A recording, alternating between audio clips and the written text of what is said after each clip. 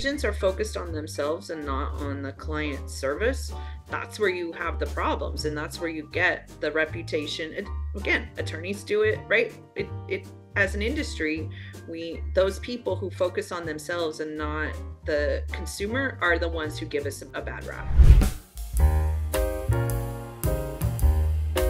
All right, for those of you jumping in, let us know what city, what state you're in. I'm in California. Jake's in California, Southern California, and Jennifer is in California. In fact, Jennifer's our attorney for Lab Coat Agents and for A Brilliant Tribe and for a bunch of other stuff. And I ask your questions all day. So Jennifer, not a better person for me to ask about what we do next. But first, let's do a proper intro. What do you do so people understand? Yeah, so I'm a real estate attorney. My background is I was an escrow officer, so I did transactional real estate for 15 years before I went to law school and became an attorney. So my focus is representing businesses in the real estate space, whether it's an escrow company, a title company, a broker, an agent, right? An investor. The people who are in real estate are my clients, and we help them navigate the legal issues that come up in the world of real estate. Well, you've been really busy then. We are busy. There's no shortage of things to do. Everybody's asking, like, what happens next? There's a lot of uncertainty. Everyone knows what the proposed settlement at this point says. Right. The thing that's a little uncertain is that what happens next is the DOJ file like an amicus brief and say, hey, this is what we think, right? Right. But, or do they force our hands? But more importantly, how do we proceed right now? And what do you think happens next? Two big separate questions, but right. Where do you want to start? Well, let's start with what I see as an opportunity, right? Okay, perfect. That really needs to be where the proactive planning real estate professional is going with this, right? Because that's the next step, right? So we're in a time of change, and real estate is in a bigger time of change than anyone, but the whole world is in a time of change, right? Whether it's the economy, interest rates, right? Fire insurance, right? Whatever you want to talk about, homeowners and an ADU and what you can own and what you can't. The world is in a time of change, and real estate is seeing it in layer after layer. So the Missouri case and the DOJ is one piece of that. And that piece really goes to who you are as a professional and where you're going to go and how you take your profession to the next level. Because that's what this is. This is an opportunity to take ourselves to the next level. What I've been saying for 10 years to real estate agents, if they're representing a buyer, is you should have a buyer-broker agreement. I've been talking about a buyer-broker agreement and the need to contract for a decade. And the pushback has always been, nobody else does it. No one will sign it, right? All of this self-doubt, I'll put it, within the industry, right? Of our worth, right? And the willingness of a buyer to engage with us. I can tell you as an attorney, no one gets my legal services unless they enter into a contract with me and we agree on how I'm going to get compensated and how the process is going to work and what the expectations are. All of those things that are part of a normal contract and a normal business relationship haven't been happening for real estate agents representing buyers. The result is that you have a whole class of disputes called procuring cause, right? Who actually represented that buyer? That doesn't exist in any other industry. There's no such thing as procuring cause in law, right? Like everybody knows who's the lawyer, right? And what we're doing, right? But as an industry, again, this really to me goes to a lack of confidence, a lack of willingness to put ourselves out there and articulate our value, our unique selling proposition, and what we bring to the table. You guys are worth the money that you make, right? That's not the question, right? And if you don't get that and you can't articulate at that and you don't believe that, you're in the wrong industry, right? But if you do know that and believe that, then like every other type of sales, you're going to have to figure out how to articulate that in order to get those buyers to sign the buyer broker agreement and work with you and determine the right way to represent them and explaining the value you bring to that transaction. So like a listing presentation that we do with the sellers, right? We're able to do that with sellers. Why we've been so reluctant and resistant to do it with buyers has always been a something I didn't understand. Well, now it doesn't matter. You don't have a choice. If you're going to represent buyers, you're going to learn how to do a buyer presentation and explain your value and get them to agree that you're worth the money that they're going to spend or the seller's going to spend. The reality is someone's going to pay you guys, right? Whether it's the seller or the buyer, right? And it does go into the calculations of what the price is, no matter who's paying for it, right? Yeah. But so then we need to be able to articulate that and show that. And the more that we do that and build those scripts, build that plan and build our marketing position, the sooner you do it and are ready to take on the next phase, the better you're going to be. I Right. love that. So for those of you who are just joined a little bit late, Jennifer Felten is an attorney in the state of California. She's actually our attorney for Lab Coat Agents and a Brilliant Tribe. So thought I'd bring her in to talk about what the opportunities are with the proposed settlement. I think that is probably the number one opportunity that we learn to treat this aspect of our business, representing the buyers, Mm-hmm. um, as an opportunity for growth to connect and create more transparency. I love that piece. Yep. That's a big piece, but I have a question about that. How are you going to see it enforced? Because the number one question I'm getting is like, that's cool, it's great, but I mean, who's going to be checking? And and if the buyer says, I don't want to work with you, is Right. there a document of saying, hey, it's done? And if not, how do we go to court? What do you see happening here? So these things actually already exist, right? They have, for us in California at least, right? We have a very strong state um, California Association of Realtors, right? And their forms and documents are a benchmark of real estate in California. So there's a buyer broker agreement. It didn't just get created, right? It's been there for a Sure. very long time. And Yeah. there's a termination of buyer broker agreement. That form already exists as well. And as part of that, it talks about so just like when you have a listing, right? If you cancel a listing, you're going to, as part of that cancellation, determine when you're going to be entitled to a commission, right? So if I cancel a listing, right, they decide they weren't happy, but if any of those buyers that I brought to the table end up buying, I'm still going to get paid, right? That's traditionally how a cancellation works. And there's a form to document which properties, which buyers would be involved. There's a same form for a buyer broker agreement. So a buyer broker agreement can be for one property, right? So maybe we're just showing, they just want to see one property and they agree to pay us on that one property, like an exclusive listing, right? Or it can Yeah. say, I'm going to represent them for a certain amount of time. Then if it cancels or it ends, any property I showed them would be part of that package, right? Of ones that I would get paid on if they end up buying on those transactions. But this all goes to contract, right? And how we document. And that's why the contract is so important and why Yeah. I've always been yelling about the need for a contract because I can't Mm. enforce a contract if I don't have a contract, Yeah. right?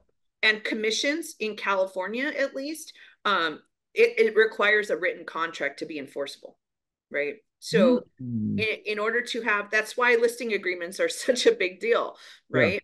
They're enforceable. And usually the seller was paying. So we weren't worried about the buyer side. But now, where the buyer is going to be involved in some way, shape, or form in this process, Hmm. we're going to need to have those contracts. And I can tell you, like, again, in California with procuring cause, um, there is a presumption that you're the procuring cause if you have a buyer broker agreement, right? That contract creates a presumption that you're the person who put that deal together and are entitled to the commissions. Yeah, Okay. very true. I like that. Yeah, you can't enforce a contract if none exists. So Right.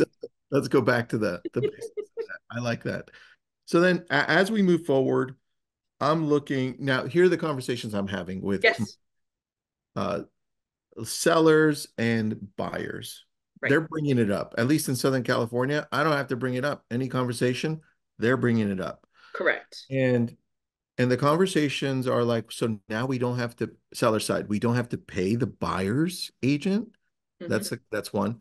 And on the buyer's side, they're like, how does this work? Do we have to pay you now? Right.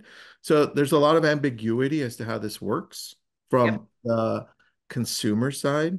Hmm. Do you think that it's going to cause a compression on the buyer agent commission, or do you see it not affecting it as much as people think? Well, we've already been seeing a compression on commissions, right, over the last decades, right? So I've Yep. been in this industry, right? I was an escrow officer 30 years ago.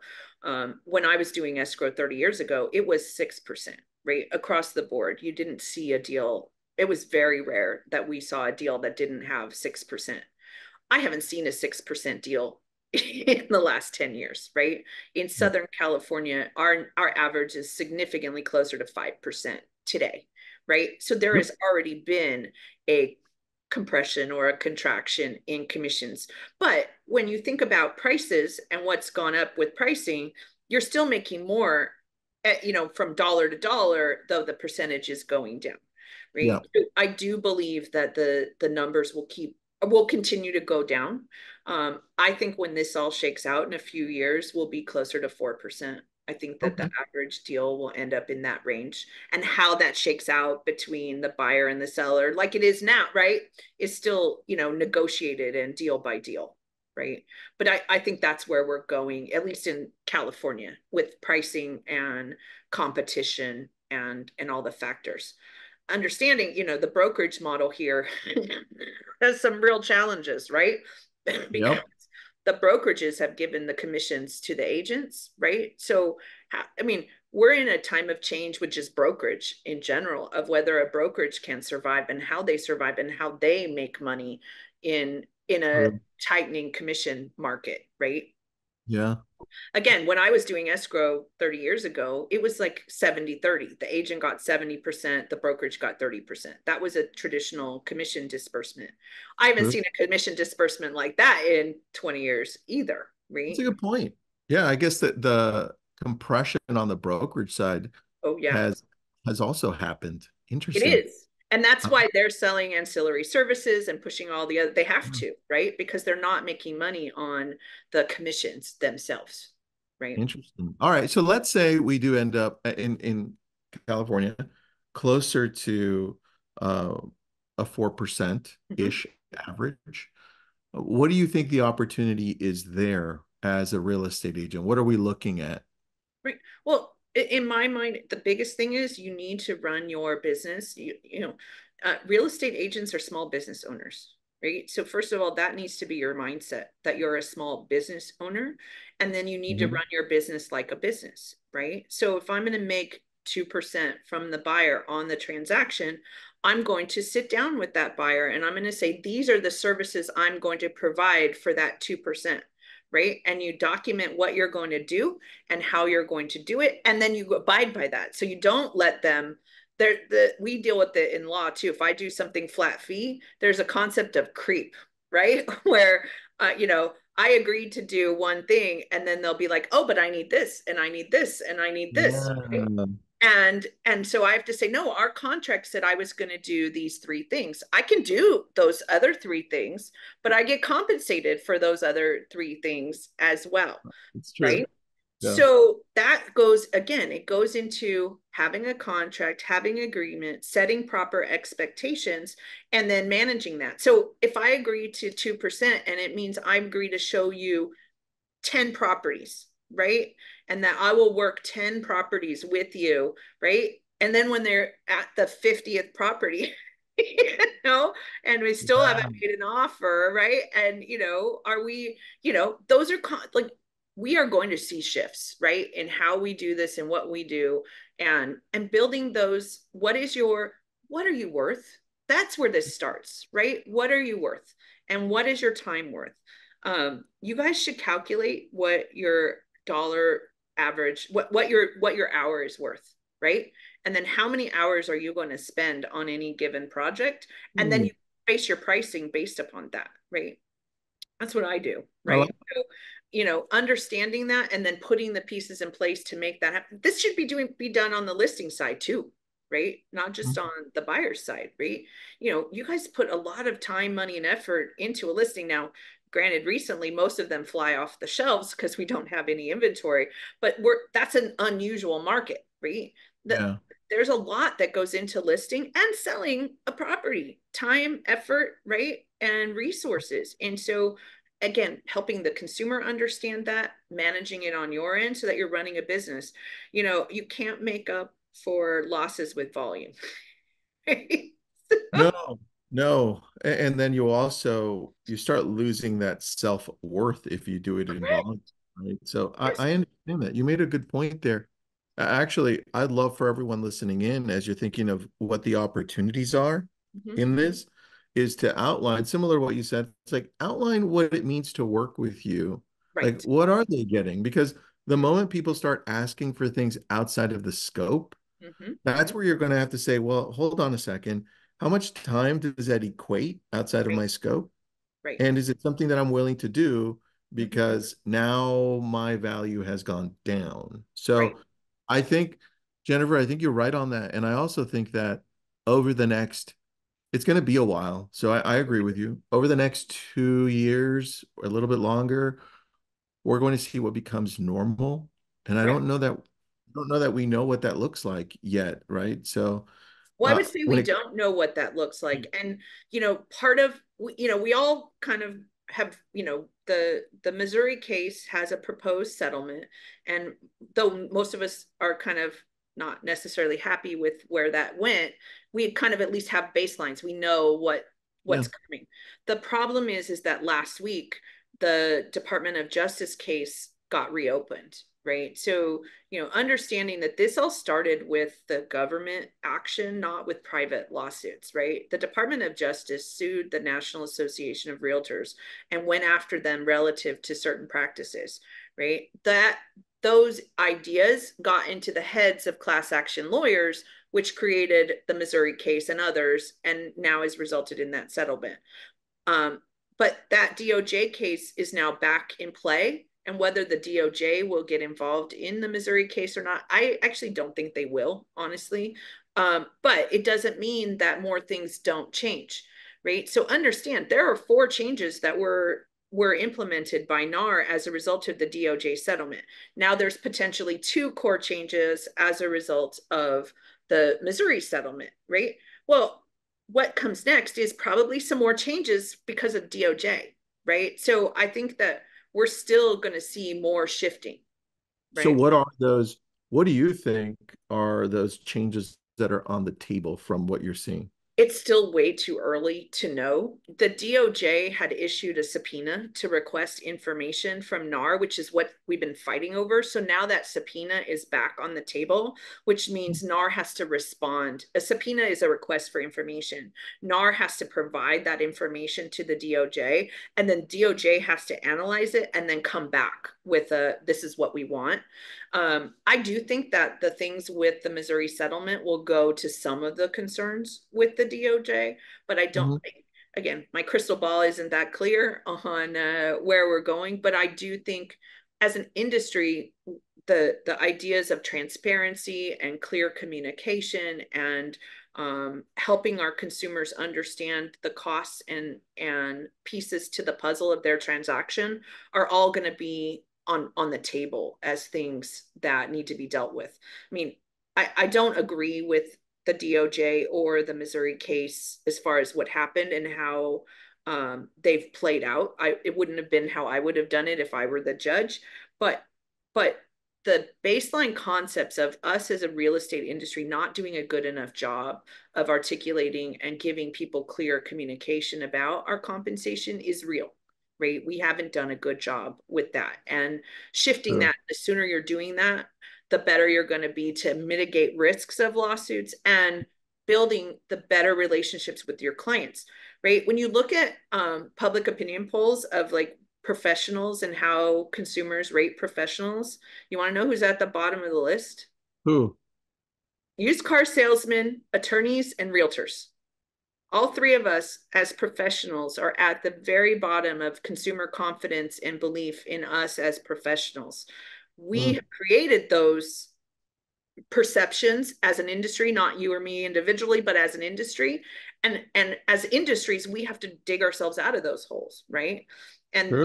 this case is an exemplification of that lack of consumer confidence and trust in our professional ability. And the sooner we start shifting that, the better we're going to be personally, professionally, and with our clients.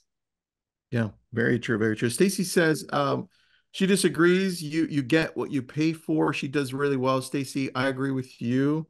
Mhm. But remember, we're talking to a larger real estate agent population where we have to take the average, not the outliers. You are an outlier, right? I am an outlier. Yep. So we have And to, you're absolutely, if you're willing to provide the services and have clients willing to pay that, that is great, right? Not every attorney charges the same amount, right? There are attorneys who are super cheap and they provide that level, right? A baseline level of service. And there are attorneys in LA who charge $2,000 an hour, right? And someone agrees to pay that. They yeah. are able to articulate the value in that as well. So I'm not saying you have to change or decrease your value. You need to articulate your value and find the right Mhm. people who are willing to pay you what you are worth, right? True. All right. Opportunity number one, Yep. it allows us to create more transparency for ourselves and saying, what do Correct. we actually offer? It creates clarity in our business. Yep. So, opportunity number one, we start treating this, remember, the average agent, we start treating it more like a business, right? Mm-hmm. That's number one. Yep. Number two, I think we have an opportunity to, I don't know that we can go further down the ladder and beat the used car salesman, right? As a real estate industry. So I see it as a possible opportunity to Mm-hmm. go up the ladder and Yes. say, hey, now we are communicating more. Mm-hmm. We're becoming more transparent if it wasn't transparent enough in the past. And because of that, you're going to trust us more. Because look at the media. The media is destroying the real estate agent right now, Yes. right? Yes. So And part of that, like you said, falls on us. it's not you, right? It's not the people who are on this call, right? The people who are taking this seriously, but there's enough of those looky-loos and, self-interested people, right? Like that's what the problem, right? Is when the agents are focused on themselves and not on the client service, that's where you have the problems and that's where you get the reputation. Again, attorneys do it, right? It as an industry, those people who focus on themselves and not the consumer are the ones who give us a bad rap. All right, I agree. Now, Jennifer, you have some of the coolest clients in California. I know because you're like, oh, I help them. I help them. Like, damn, who don't you help? So, what are the top teams, Mm-hmm. top brokerages doing right now Mm-hmm. to adjust that we can learn from? Right. So it really is putting the right scripts and processes and policies in place to manage this shift. Right. So the the teams who can brand around this and take this as a way to reach out, talk to clients, and help them understand. I mean, cooperating commission, in my opinion, is still a really good thing. Right. So on that listing side, you're going to adjust your listing presentation because before, right, offering cooperating commission was just part of the deal. It wasn't something we particularly articulated, right? Now we need to learn how to articulate why offering cooperating commission is important, right? And so on the listing side, building those conversations, again, explaining what value those agents can bring and why, you know, the more you offer, the bigger your pool is going to be, right? Of potential buyers. That's just the real world. And the more buyers we have, the better opportunity for the seller to maximize the value of their property, right? So again, but in a sentence, I could articulate why you want to give cooperating commission. You got to learn how to do that. Each piece of this puzzle, you need to learn how to articulate and spell out. And so building the scripts, having the conversations, practicing with your team. When you do get the objections, right? Taking them back to your team and saying, okay, so this is the objection I got. How should we respond when this question or this issue comes up in the future, right? And so building that, and again, putting together, I'm a big believer in systems processes. So a checklist, right? And a process for how, what am I going to do? How am I going to articulate my value? So when I was an escrow officer, one of the things I did was every week I had a checklist, which we all had checklists, right? In escrow. I had a checklist of all the things I needed to complete the transaction.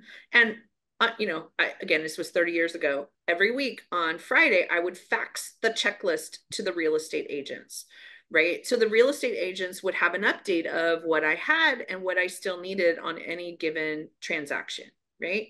It was a quick, simple thing. I already had the checklist. I didn't have to create it. I just had to take a minute to throw it in the fax machine, right? Agents loved it that they were getting an update and knew what was going on.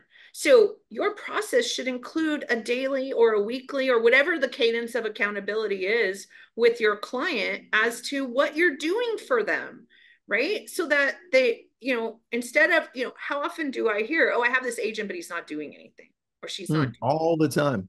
right? That is a huge complaint against agents, right? So if whether it's an email or a text, whatever mode of communication, giving them a regular update on what you're doing and how you've tried to move their deal forward, the better, right? How hard is that? Right? You just build it into your CRM, right? Assuming you have a CRM. Yeah, If very you don't true. have a CRM, that's the first step. Right? I like that. I do this as a lawyer because what the number one complaint against lawyers is? The same thing as the agents, no communication. Failure to communicate, Yeah. Figures, yeah, same thing. right? The number one complaint is that the attorney doesn't return my call, right? So, Wait, that's the same one as a real estate agent. yep, yep. That the state bar puts out a report, and that's always number one.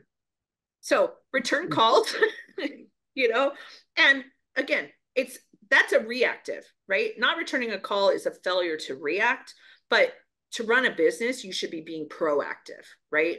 So building proactive systems to manage your listings and your buyers is how you're going to, again, keep them happy. They're going to feel like you're doing something for them, right? Because again, they don't know what you're doing, right? And unless you tell them what you're doing. Yeah, very true. They don't know. And it's a Yep. lack of communication. So I took what you just said. You said, when I asked you, hey, what are the top teams, top brokerages doing? You said they're putting the right scripts in place, they're putting the right processes in place, Yep. and putting the right policies in place. Correct. This is how I interpreted it, just to simplify it. Uh, we're teaching our agents, or we're teaching ourselves Mm-hmm. exactly what to say, right? Number one, what to say, what we do so that the communication is clear. It's like, this is what we Right. do, your checklist, boom, boom, boom, boom, boom. Yep. And how we function and how we do it. Right. So I'm like, oh, okay, you just simplified it for me, Jennifer. Now I've got it right here. What we say, what we do, and how we do it. Well, and so for me, right, I have a team just like you guys, right? I have 11 people who work for me, right? Which means I'm not doing all the legal work that's coming out of my office, right? But I'm the rainmaker, right? I'm like you. I'm out there, with the relationship. So when a client comes in, part of my conversation with them is, okay, great, you've joined our team.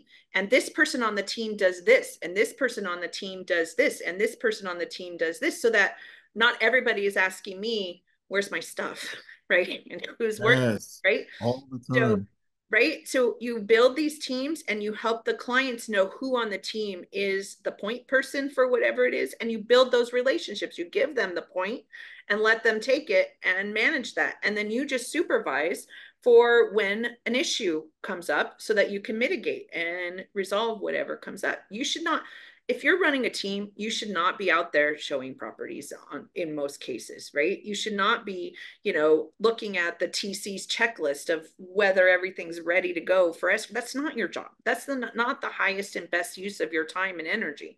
So again, going back to what am I worth, and not just me, but my team. and who on my team. So we have a form that we use called the division of functions, and it lists all the different jobs of our firm. And every year I ask my staff to say, what things of the jobs are they working on? Because I want the highest paid people doing the stuff that's producing the most revenue, right? And putting the right person doing the right job. If I'm doing bookkeeping, something's wrong, right? Someone else should be doing that. If Yes. I'm answering the phone, something's wrong, right? Someone else should be doing that, right? So again, that processes, systems, all of that is just imperative. You're running a business. Yeah, I love that. I think the more you put things into place, like you're saying, when Mhm, you're hiring, mhm. especially now with this is a whole different topic, but especially now with AI, you can start building a bigger team and Absolutely. leverage tech a lot better. But Mhm. here's why I love what you said. Sometimes we think of a team as putting in a buyer's agent, a listing agent, Right. but what I'm seeing is an opportunity in the near future to do more of what you said and say, well, why can't we plug in technology Mhm. to serve those purposes of communicating with the client, all of these different things that we're doing and how we're doing them. Yep. So it alleviates me to focus on the things that I need to be doing, not bookkeeping, right? Right. Not emailing the client and being like, hey, this is what we did yesterday and today, Tech but can more do like that create. for you. Absolutely. Right. It's not me sticking a piece of paper in a fax machine today. Right. Your CRM, if you have it built properly, will be able to do those updates automatically without you even doing anything if you set up the system properly. That's very true. Very true. See, that's another opportunity. As we start looking for things that are coming our way this way, we start changing the way we look at things. So Oh, yeah. I love, all right, Jennifer, then last thing, what are you doing to prepare for this different world that we're heading into? Well, lawyers are living through a shift as well, right? As the world changes. So, you guys are scared of buyers now, right? And getting Yeah. them to agree to pay you. Lawyers are scared of AI, right? And Yeah. artificial intelligence. And there's this fear that technology can replace us, right? And look, Yeah. we've been seeing that in real estate. It used to be that they had to come to you to find properties for sale, right? 10 years ago, if I wanted to buy a house, the only way I could do it is go find a real estate agent who had the access to the MLS where the data was, which wasn't public at the time, right? Technology shifted that, and all that data is now public. So one of the big complaints I hear from realtors is that buyer found a house before I could show them one, right? Mhm. So again, leveraging technology, using technology. I use AI every day in my business. AI is not a threat to me. It's a tool Mhm. that I can leverage to do things better. And learning how to do that, embracing it, embracing change, right? Which is humans don't, Yeah. it's part of the deal, but we hate it, right? But embracing it and using it and staying on top of whatever's shifting and being able to maximize that for if you're going to be a first mover, it's going to do really well, right? So there's a life cycle of any new technology, right? And the first movers are like the first 7%, right? The first 7% of someone to embrace it almost always do very well with the technology. If you're on the back end of that, the technology is replacing you, right? And so you Yeah. need to be on that front end, and whatever's coming in, whether it's a tech issue or a business shift, right? Learning about it, embracing it, and modifying to adapt to it.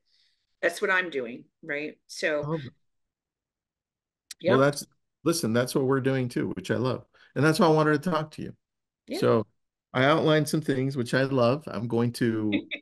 You just simplified it for me. I'm like, oh, this is exactly how we move forward, right? Right. So anything else you want to add, Jennifer? I'd love to have you back as this progresses. Yeah, there's a lot. It's shifting really fast. So it's definitely something that, every month or two, an update would be helpful because, again, with the DOJ back in play, we really don't know yet what that means.